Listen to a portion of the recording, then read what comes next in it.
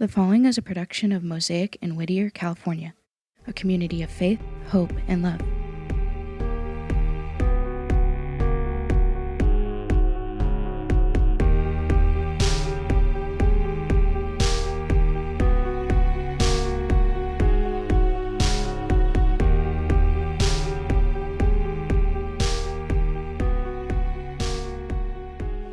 Last week we had a little event called Easter, and we talked about the resurrection, the reality of that, and what that means, and so it's a week later. All of you had how many of you went back to work on Monday?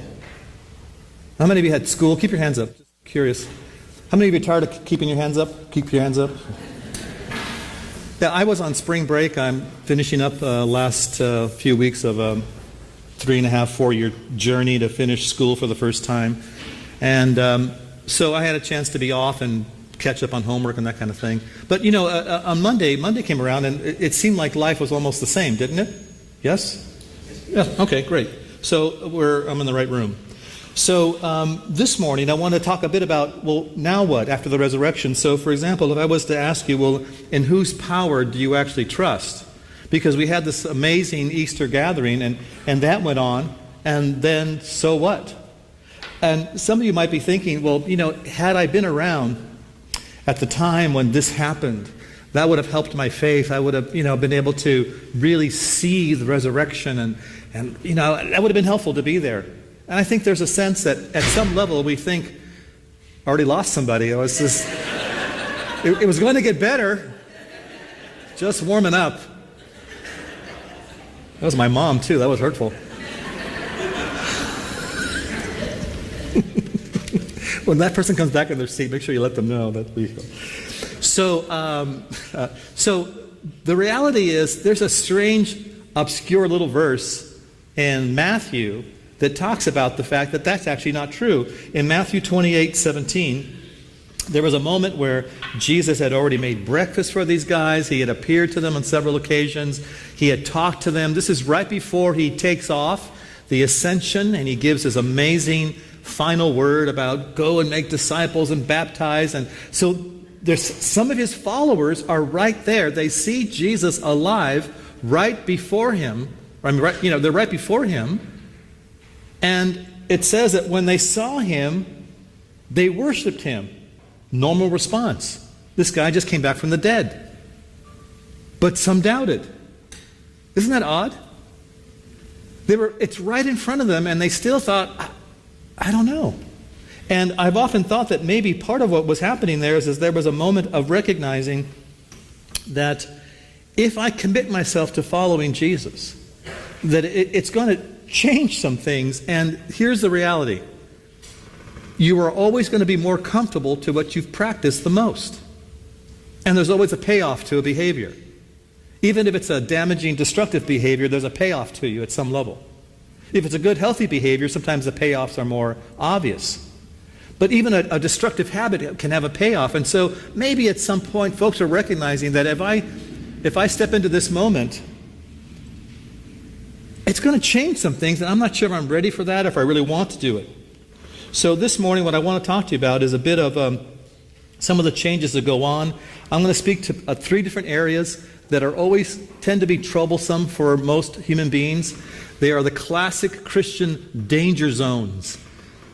And I've only had that Kenny Loggins music for the danger zone, but oh good, so I didn't have to play it, some of you know it. Here's what it says in Philippians chapter 3, verse 9 through 11. I'm going to read from the Message, so most of you don't have this version. I'd like to encourage you to do this. Just relax for a second. I know you have Bibles, that's great, or you have iPhones or something. Just hear the words, watch it on the screen, and let it hit you maybe differently for the first time. According to Paul in the Message, the very credentials these people are waving around as something special, I'm tearing up and throwing out with the trash, along with everything else I used to take credit for. And why? Because of Christ. Yes, all the things I once thought were so important are gone from my life. Compared to the high privilege of knowing Christ Jesus as my master firsthand, everything I once thought I had going for me is insignificant. It's dog poop, dog dung. The Apostle Paul. I've dumped it all in the trash so that I could embrace Christ. He came back in, apparently. And be embraced by him. So just a quick moment here to pause. Think about this. This was a guy that could actually say, according to the law, I'm guiltless. I've done everything right. This is the rich young ruler and then some. This is a guy that in examining his life, he followed every one of that huge list of requirements that were the law, and then the Mishnah and all of the other added stuff that went on with it. So Paul was able to say, I came from this tribe, Benjamin. I was a Pharisee, which had an amazing tradition. It was the attempt to do good, to prevent Israel from ever going into the toilet again. That's where the Pharisees came from.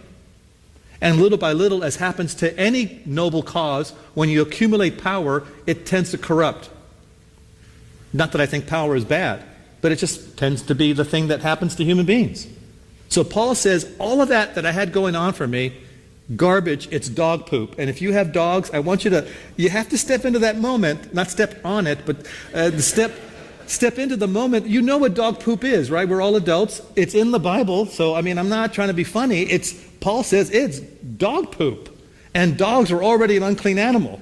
So he's really trying to get you to understand that was so worthless compared to just knowing Christ. I've dumped it all in the trash so that I could embrace Christ. So think of it, all the good things that he was doing. I wanted to get rid of that so that I can just embrace Christ only and be embraced by him. It goes on to say that I didn't want some petty, inferior brand of righteousness that comes from keeping a list of rules when I could get the robust kind that comes from trusting Christ, God's righteousness. So that's what he calls all the ideas of religion and trying to do the right thing and keeping a list of doing good. And so many of you have a list. You have a list for a future partner. That's why you're probably still unmarried. But you have a list. If it walks like a duck, it quacks like a duck, it's a duck. And you have a list that you keep for yourself to say, I must do these things for God to like me. And if there's anything I hope will come out of this morning is that you will just tear up that list and understand that God loves you, period. I gave up all that inferior stuff so I could know Christ personally, experience, his resurrection power, and be a partner in his suffering and go all the way with him to death itself. Now, some of you had just got off the train at this point. Like, okay, I was okay, I was dialed in till this moment. Because everyone talks about the resurrection, and I want to experience the resurrection and something. You have to die, sir, madam, before you experience the resurrection. If there was any way to get in on the resurrection from the dead, I wanted to do it. Man, that's commitment. And you read that, I want to be like Paul. And it reminds me of that conversation with the rich young ruler where he says, I've done everything right. I've kept all these things. All the commandments. And so Jesus says, okay, let's start with the first one. And he discovered that he had made, at least for him, money was the most important thing in his life. Now, let me briefly jump to 1 John chapter 2, verse 16. Again, that's the message, so just take a moment to relax and just watch it on the screen. Listen, everything in the world, it says, and when we say the world, let's just say the material, physical world. Okay? Just the physicality of the cosmos. The lust of the flesh, 3 things. The lust of the eyes, the pride of life, comes not from the Father, but from the world. All right. There is, I think stepping into the resurrection to have a life of beauty, it involves being aware of 3 different areas that are always a challenge for people, no matter what. And they're the classic Christian sins. They're the classic 3 areas that, whether you're religious or not, could be a place where you trip up and you make some mistakes. So the first one is going to be sex, and then money and power. Now, since this is not my annual sex talk, which I haven't done in 2 years because I have to brace myself for it, I'm not even going to speak about money because we don't need your money. I say that sort of tongue-in-cheek. All of you have been so generous. This is not about you giving more. But I am going to talk about the one that's the most slippery and the most insidious and the most sensual and the most, it's so attractive, which is power. but it's also the most deceptive because it has two components to it. You never know how much you have, and you never have enough. And there's always been two responses or two disciplines that Christian tradition has had. And in fact, it's not really just Christian tradition, it's simply any kind of religious tradition will have in response to those three areas. If it's trying to manage your sexual life, the discipline of fidelity and chastity. In other words, once you get married, you have sex with your spouse and your spouse alone. Not too hard to figure that out. Some people don't. But generally, it's very simple. You just have sex with your spouse once you're married. And then chastity would essentially say, and you don't have sex till you do get married. And somebody's thinking, okay, well, I'm not involved in that discipline either. But this is the way to avoid keeping sex from replacing God in your life in terms of giving you significance, giving you meaning, giving you a sense of purpose. Because some of you have been in relationships where the only thing that kept it going was sex. That was the only thing you had going for it. Because either you or them found yourselves too boring to not have sex. Sex was the way that you kept the relationship going because you were just too boring otherwise. Or you replaced, because you so wanted love, you took sex in its place. The other area is money. There's, again, two disciplines to keep that from grappling with your life. And the first one, and I've seen this modeled with many people, and it's relatives. It's a moving target. I'll say that it's just termed simplicity. How little could you live on? How much do you really need? Have you ever thought about the fact that, how many of you bought a shirt or an article of clothing this past week? Because I did. Yeah, how many of you needed a shirt or an article of clothing? Because I sure didn't. That didn't stop me from buying it. I mean, it was on sale, and then there was additional 40% off the sale price. Come on. It's obviously God. That's a sign from God. It was my size, and can you zip me, please? And there was, oh, I like this. Sir, can you step out of the room? Hello? Why do I always go to that? For the energy of the laugh back. Yeah, and I was telling a friend, I was so anti-camo. Like, camo is not something you wear. Camo is, you're not in the army. Camo, why are you wearing camo? I bought a camo shirt. It fits. It was a J. Crew. Like, oh, I like this, yeah. Simplicity says, not that, but simplicity is simply asking yourself, how little can you live on? And by the way, here's the thing about simplicity. It's always less than what you have. So if somebody else has more money, their idea of simplicity might be different than yours. But if it's really right simplicity, it has to be less than you, whatever that is. So it could reflect the way a car, eating out, clothes you wear, the things you own. Simplicity is actually telling yourself, I don't need to own this because if I need to own this, eventually it's going to own me. How many of you know that, right? How many of you remember when you first got married, you were so broke you couldn't even pay attention, right? And it was so good. You're eating. My wife and I used to go to Olvera Street for dinner almost every day. When we were dating and first got married, we had I think it was $1.75, $3 for dinner. This is 1979, when dinosaurs roamed the planet. And it was a feast, it was great. And then there are times when if things are not well between the two of you, even if it's the best steak in the world, it's just dust and ashes. And so simplicity is simply saying, how little do I need to live on? And the more that you own, the more it owns you. You got to polish it, you got to insure it, you got to store it, you got to wrap it, you got to keep it, you got to dust it. And this is why I tend to impose a self-imposed rule on myself. 6 months to a year. If I haven't used it or worn it in 6 months, I need to get rid of it. Stop. Why am I keeping this? For what? Someone else could use a sweater, someone else could use a shirt, someone else could use this thing. Sometimes when we upgrade our equipment, let's get rid of that thing or sell it or give it to somebody who can use it. Don't keep it. Prevent yourself from... You don't want to be an episode of Hoarders one day. That is not how you want to be known. The other response to money is generosity. We've talked about this, and if you haven't been part of the Uprising series that we did, it's on the website. Steve Ma has done a great job making that available. You can go to the website, and you can catch all the talks we did on the character matrix, the Uprising, and follow the track of generosity. Generosity I just see this over and over. Generosity and gratefulness seem to be the virtues that release other virtues. But generosity is making a statement is I will not let this thing that I own me. I'm going to give. And it's almost like an act of rebellion, a radical act of giving so that it doesn't own you. And also recognizing that I have been given by God so much I'm going to pass on, paying it forward, bless somebody, whatever you want to call it. Generosity is an act of saying, you are not going to own me. And then give. But power is different. Power, like I said, power has got this thing where you don't know when you have it, and you never know, and you never have enough. I mean, most of us know when you're having sex. I mean, you kind of know. I mean, you should know.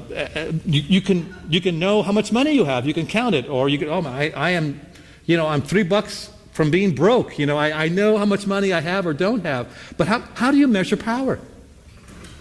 What's the measurement for that? And sometimes the problem is that you find out how much power you have after the fact when you end up doing something harmful to somebody. Or you're surprised when something well turns out. Let's say power is also influence, or let's say mostly influence, even in leadership. How do you know how much power you have? And thinking in terms of you never have enough, I mean, at some level, I think people get enough sex, people have enough wealth, there's a level of contentment. It's a moving target as well. There's different ideas of how much is too much, but eventually people can say, I'm good. It's difficult for someone to say, I have enough power. It's an insatiable, crazy appetite that we have as human beings. And every time we dip into the idea of our own power and getting power and accumulating power and high, it's usually because we want to do something good with it. Like I want to fix things, I want to do something, I want to make this change. But it can be poison. Now let me back up. Whenever someone chats with me or tells me that they're having problems in any one of those areas, the first thing to remedy the problem is to recognize that all those areas are a gift from God, and they're good. They're morally neutral. Morally neutral. Sex, money, power, morally neutral. But they're amplifiers, magnifiers. They always show what's going on in here. Always. Money can buy Bibles, or it can buy porn. Yes? You can have the power to do some good, or power to do something harmful. It's just here. It's always here. Always. And so part of moving away from the power of the resurrection is embracing and loving and pursuing your own power in your own life. Now here's the other thing. Some of you are thinking, well, that's great. Oof, I thought this was for me. I don't have any power. Okay. The reality is you do. I spent 30 plus years working in telecommunications. My first 8 years or so was a call center rep. I wasn't in India. I was actually in America. And I got a little zinger in there.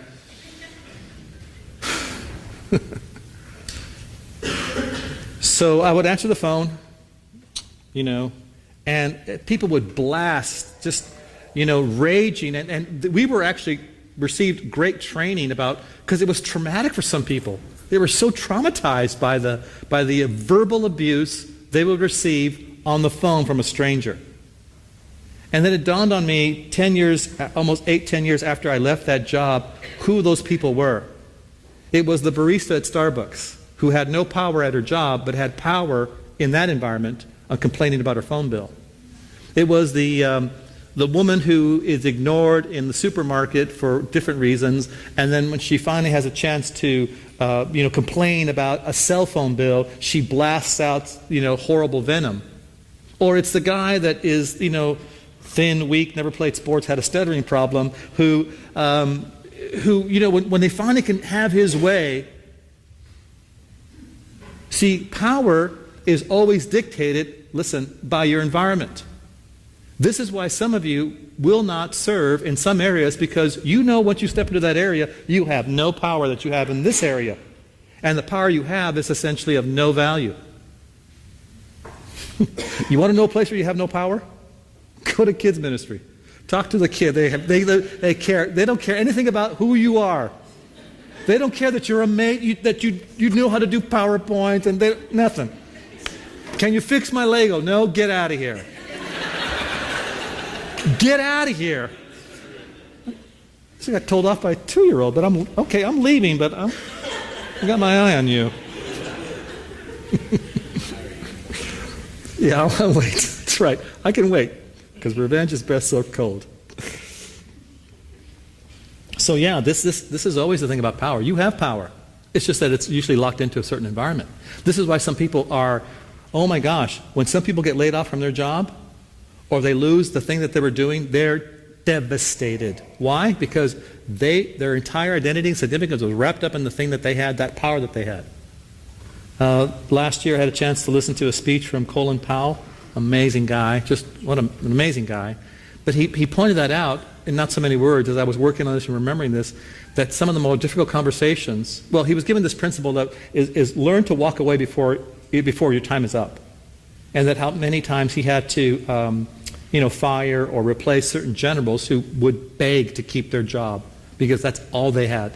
They had no power, no significance anywhere else besides the role that they played. So you do have power. Everybody does. That it would be a mistake to think that you don't. The problem is recognizing that once you have your power or even your powerlessness, the resurrection addresses both issues. Both. In fact, to show you that, let me just go to Matthew chapter 20 for just a moment. Matthew chapter 20 says this, and here's the background. It's also, once again, the message, so you could just watch it. So there were some guys, 2 brothers, talking about the kingdom that was coming. And here's a good example of power, or the quest for power. They wanted to be Jesus' right-hand man. And but because they don't have any power, they asked their mom to talk to Jesus about it. Mom, go tell Jesus we should be in charge. That's how, it sounds stupid, but they Mom.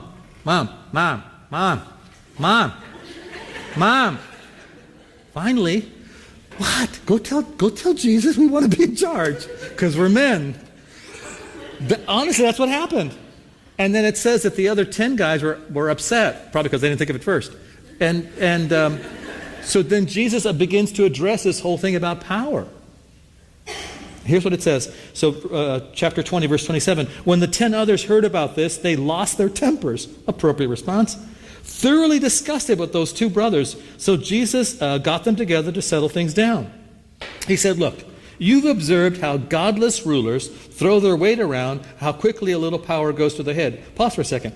It's easy to think if you're in church, people outside of church are godless people, but they're also right here.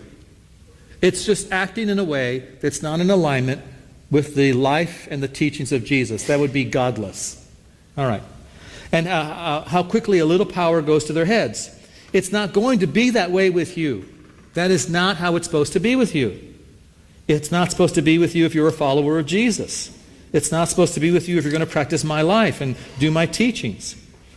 So here's how it's supposed to be. Whoever wants to be great must become a servant. Whoever wants to be first among you must be a slave. This is what the Son of Man has done. He came to serve, not be served, and then give away his life in exchange for the many who are held hostage. See, when you act as a servant, or when you act in service, you do something that most powerful people will never do. You force yourself into a position where your power in any other environment is of no value in this place. And that's why it seems awkward at times to serve. It's funny, in most churches, one of the 2 areas that are usually the most or the last filled in areas of responsibility are going to be either kids ministry or parking. Because that's the place where you're not even seen, really. Have you ever done this? You don't mind serving as long as people know you are. It's like the George Costanza thing. Like, you want to tip, but you want people to know that it's $10 going in here. I don't mind being a servant as long as people don't treat me like one, which is in anonymity, in obscurity, and often thankless. Now how does it sound? That's exactly what Jesus did. In obscurity, anonymity, and often thankless. It says, and he'll tell you. John chapter 13. On the night, John describes the very night that he understood he had all power, he washed their feet. And you've heard me say this before, worth repeating. The dirtiest part of the body in Middle Eastern thinking, your feet. And then he says, you call me Master and Lord? You're right, because I am. And if I'm your Master and Lord and wash your feet, you ought to wash other people's feet. So then we have a condition on service. Well, if they could say thank you, or, no, it's, well, at least, can I get a badge that says I'm doing this? Can you put my name in the bulletin or on the website that I'm that person? That is one way you almost make this, I hate the word radical, you make this hard decision to say, no, I'm not going to let power replace God in my life. I'm not going to allow that to happen. And the more power you have, the more important it is for you to serve someplace where you have no power. Now, here's the other thing that's kind of crummy. You could actually fool yourself into thinking that I'm serving in a place where it's really humility. Like, let me go to a soup kitchen and ladle out some of that. You're still in power because you're the one dispensing the gift. Go clean a toilet. It's a weird. It is so weird how much we draw power to ourselves. And you don't know how much you have. You don't know. You can inadvertently roll over people. You can inadvertently help somebody because you just don't know. But when you move in the power of God's power, God's resurrection, the resurrection power, the Spirit that raised Jesus from the dead reanimated his lifeless body that was beginning to decompose. If you move in that power, then you'll always be given the amount that you need when you need it. And it has the added benefit of reanimating you. But it's found in places of obscurity, anonymity, and thanklessness. You begin to align yourself with Jesus. And you know the other part about serving at sometimes in these places is that you cut yourself off from people who have power. Now, some of you have been in these situations. Let me explain it. Well, if you've been to a party, this happens. Go to any party, any gathering. I was at this political thing not very long ago, and I saw myself doing it. Thinking, dang it, I'm still that guy. You watch the room, and you're measuring up who's going to help me get more power. Who's going to help me look cooler than... who's going to, you won't, you don't actually think this, but you are measuring everybody up. And then if you get locked into a conversation with somebody like, yeah, okay, that's great, bro. Hey, yeah, hey, did you know this person? Oh, you should meet, bye-bye, Some of you are thinking, hey, you did that to me. So, Stephanie, so funny. And so there was these people there from state. Like, there was this old guy. He was just telling me a story about his garage, a business that he had. And I was out of the peripheral. I'm watching this other guy. He was another person in state assembly. Oh my God! I want to cut this guy off so I can talk to that guy. I'm a horrible human being. Like, what would I do with the power? It's so funny when I hear even Christians say, we're going to change the world. No, you're not. No, you're not. You're not. Listen, our president cannot change the world. China is not going to change the world. You're living a delusion if you think you're going to change the world. You know why? It's been changed already by the resurrection. Live in that. Change this world, change this universe, change this madness. We may have a world leader here. That's possible. They might be one of the classrooms, right? Heck, Obama went to Glendale OCC. That's possible. We could send someone to a position. But nobody has enough power to change the world. At best, you can change you through the power of the resurrection. That changes the world for other people and what they experience from you. But that's the problem with power. You never know how much you have. And so one way to resist the urge, and it is a strong temptation, is to serve. And unlike money, when you transfer power to somebody else, it doesn't diminish you. Because life is just not a zero-sum game. Whenever you give, and no matter how you give, if you're giving in a healthy manner, you always win, and so does the other person. You're not diminished by giving. You're not diminished by generosity, and you're not diminished by transferring your power, which is this is a big, faddish, almost fetish thing. We're going to empower people. I have mixed emotions about that word, but let me address it in terms of another discipline to keep human power at bay, to live in the resurrection power of God. The other word is stewardship. It's a very biblical word, so let me use another word. It's called being a manager or managing. A manager manages somebody else's stuff. If you're a store manager, you manage stuff for another company. If you are a manager at of a team, you manage the team's stuff. It doesn't belong to you. So a manager never owns the stuff. He or she takes care of it for somebody else to cause it to grow, to cause it to fulfill a goal, to make it something more. Managing generally is not just to keep it status quo. Managing is to invest, to make it something better.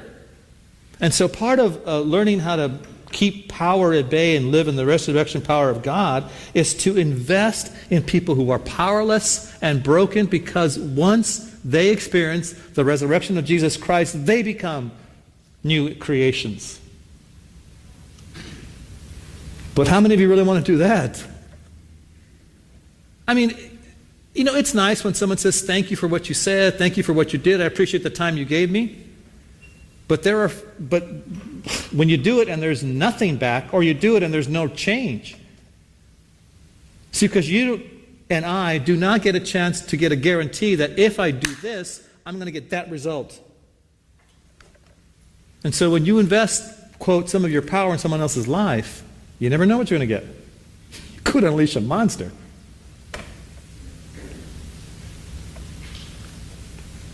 But you invest for a return.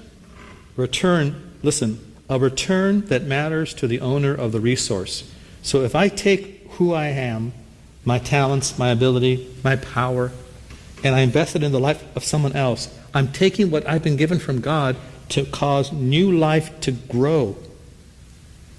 See, what else are we but custodians of God's resurrection power? What else are you? What else are you? You have to reshift your identity and understand who you are. This is why when we talked about midweek in last Wednesday, how the cross helped us to focus, right? We talked about if you have a poor view of yourself, you begin to recognize that, no, God says you're worth incredible amount, so much so that my son will die for you. If you have too high of a view of yourself, the cross says, nope, you're really not that great. That's why I had to die for you. But the resurrection says something different. The resurrection says, now go and give this to someone else. What are we? If you're a follower of Jesus, what are you but a custodian of that amazing power? So, fidelity and chastity in response to keeping sex at bay, simplicity, generosity, and keeping money at bay, service and stewardship to keeping power at bay. And here's the other mistake sometimes we can make here, is that it's not that those disciplines make you a better person. It's not that, if I do service, if I empower somebody else, I'm a better human being. It just means that I'm going to declare that everything I think about power and what the illusion of power is that reality is not reality. That real reality, real truth, and real life lies in the resurrection of God's power. The power of God's resurrection, rather. That's true power. Dying is true power. Dying is true life. Surrendering is actually strength. And by the way, I know, even as I hear myself say this, it doesn't sound attractive at first until you experience it. So, wrapping it up, let me ask you a couple quick questions and you can process this with yourself later on. Who or what are you spending your power on? Where do you experience power?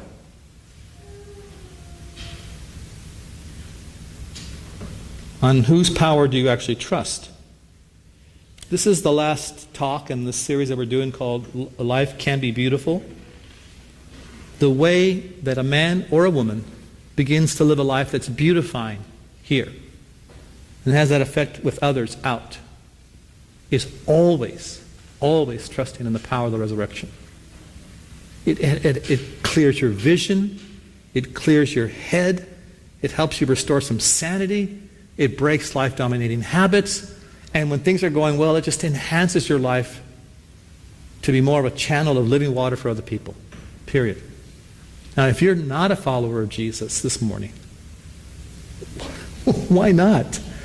If you have something better going on, awesome. Keep it. If it doesn't work for you, we'll be here. You can step into a new moment with Christ. Father, thank you for being a good God to us who loves us. What I pray for my family, what I pray for my friends, is that they would step into the moment of the resurrection and experience a new life, a life of beauty, a life of freedom, a life that completely revolutionizes who they are and what they've lived so far. It may enhance what's already good, or it may actually begin to restore what was dead and gone. You are a God who resurrects. You are a God who, you don't dress up the corpse, you bring it back to life. And so for folks who are here this morning that are experiencing a moment of hopelessness or darkness, for others that perhaps who think, man, I can never be that person again, I've gone too far, help them understand that the resurrection says that's not true, but I can restore life and life abundantly. In Christ's name, amen. Thank you for listening to this production of Mosaic Whittier. For more information on getting connected with the Mosaic Whittier community, please visit mosaicwhittier.com.